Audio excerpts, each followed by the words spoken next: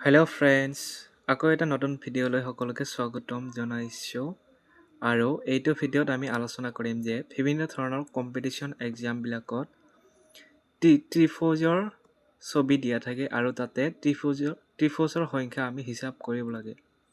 ছবিত দেখুওৱা ধৰণে ছবিবিলাক দিয়া থাকিব বা ত্ৰিভুজবিলাক দিয়া থাকিব আৰু এই ত্ৰিভুজবোৰ আমি গণনা কৰিব লাগে যে কিমানটা ইয়াত ত্ৰিভুজ আছে। ইয়াৰ কাৰণে আমাক পৰীক্ষাত কিন্তু বেছি সময়ৰ প্ৰয়োজন হয় যে আমি হিচাপ কৰিব লাগিব, তাৰপিছত অপশ্যন উলিয়াব লাগিব, সেইকাৰণে বেছি সময়ৰ প্ৰয়োজন হয়। গতিকে আমি আজি চেষ্টা কৰিম যে 1 ছেকেণ্ড বা 2 ছেকেণ্ডৰ ভিতৰত কেনেকৈ আমি ট্ৰিংগেলছ অৰ্থাৎ ত্ৰিভুজসমূহক গণনা কৰিব পাৰি।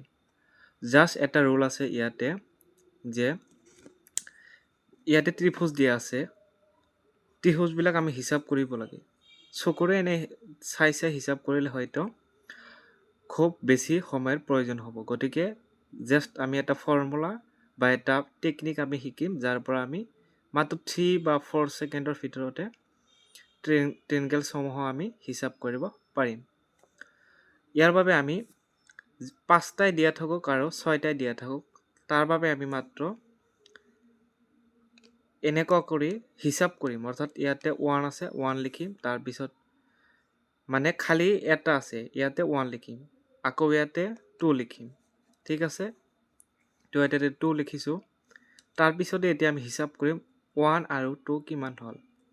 1 + 2 কিমান হ'ব, ইকুৱেল 3 হ'ব। অৰ্থাৎ এই ত্ৰিভুজটোৰ ভিতৰত টোটেল ত্ৰিভুজ আছে তিনিটা ত্ৰিভুজ আছে। এতিয়া আমি প্ৰমাণ কৰি চাম তিনিটা আছে নে কিমানটা আছে। তোমালোকে চাবই পাৰিছা যে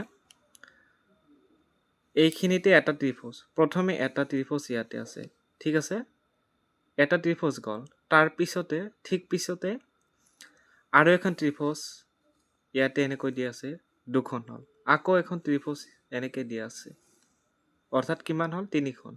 যদি বুজি পোৱা নাই আৰু এবাৰ দেখাই দিছোঁ যে ইয়াতে প্ৰথমে এখন ত্ৰিভুজ দিয়া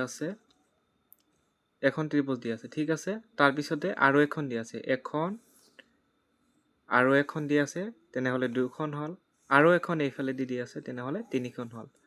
গতিকে এতিয়া গমেই পাইছে 3খন ইয়াতে ত্ৰিভুজ দিয়া আছে। জাষ্ট আমি প্ৰথম খালী ঠাইত 1 বহুৱাই দিম, তাৰপিছত 2 বহুৱাই দিম, তাৰপিছত আৰু থাকিলে 3 বহুৱাই দিম। 3 বহুৱাই দিয়ে আমি কি কৰিব পাৰিম, তাৰপিছতে আমি প্লাছ কৰি দিম। এতিয়া ইয়াতে 1 আছে, 1 আৰু 2 প্লাছ কৰিলে হ'ব 3। গতিকে ইয়াতে 3টা ত্ৰিভুজ আছে, আমি এনেদৰে উলিয়াব পাৰিম। নেক্সট আমি আকৌ এটা ল'ম। নেক্সট আমি এনেকুৱা ধৰণৰ ত্ৰিভুজ এটা লৈছোঁ, কিন্তু ইয়াতে বহুতকেইটা ত্ৰিভুজ আছে আৰু আমি চেষ্টা কৰিম অতি কম সময়ৰ ভিতৰতে যাতে আমি এনচাৰটো পাওঁ। অৰ্থাৎ কুৱেশ্যনটো আছিলে যে ইয়াতে কিমানটা ত্ৰিভুজ আছে। কিমানটা ত্ৰিভুজ আছে বুলি কোৱাৰ লগে লগে আমি আগৰ ফৰ্মুলাটোৱে ব্যৱহাৰ কৰিম। অৰ্থাৎ প্ৰথমে আমি ইয়াতে 1 লিখিম, তাৰপিছত ইয়াতে 2 লিখিম, ইয়াতে 3 লিখিম, ইয়াতে 4 লিখিম, আৰু যদি আগতে এনেকুৱা দিয়া থাকে তথাপি আমি তাতে 4, 5, 6 এনেকৈ গৈ থাকিব। অৰ্থাৎ যিমান থাকিব সিমান এনেদৰে গৈ থাকিব। ঠিক আছে, তাৰপিছতে আমি ছেকেণ্ড ৰুলটো কি আছিলে, আমি প্লাছ কৰি দিব লাগে। 1 + 2 কিমান হ'ব, 3। 3 + 3 কিমান হ'ব, 6। 6 + 4 = 10 হৈ যাব। অৰ্থাৎ এইখিনি ত্ৰিভুজত কিমানটা ত্ৰিভুজ সোমাই আছে, টোটেল 10টা। ঠিক, গতিকে সকলোৱে চাগে বুজিয়ে পাইছে। আকৌ এবাৰ কৈ দিছোঁ যে প্ৰথমে এনেধৰণৰ ত্ৰিভুজসমূহ দিয়া থাকিব, তাৰ ভিতৰত আমি ত্ৰিভুজকেইটা উলিওৱাৰ নিয়মটো হৈছে যে যিমানকেইটা ত্ৰিভুজ দিয়া থাকিব তাতে আমি 1, 2, 3, 4 যিমানকেইটা ত্ৰিভুজ দিয়া থাকিব এনেকৈ লিখি থাকিম। চিৰিয়েলি লিখি থকাৰ পিছত আমি গোটেইখিনি মাৰ্ক কৰিম, অৰ্থাৎ আমি হিচাপ কৰিম। যেনে 1 + 2 + 3 + 4 গোটেইখিনি হিচাপ কৰি যিমানটা ওলাব সিমানটাই ইয়াতে ত্ৰিভুজ আছে বুলি আমি কম।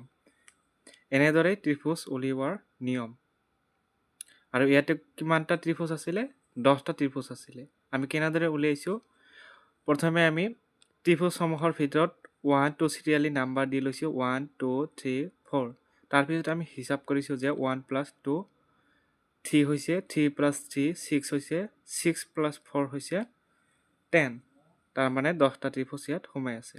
এনেদৰে আমি উলিয়াব পাৰি।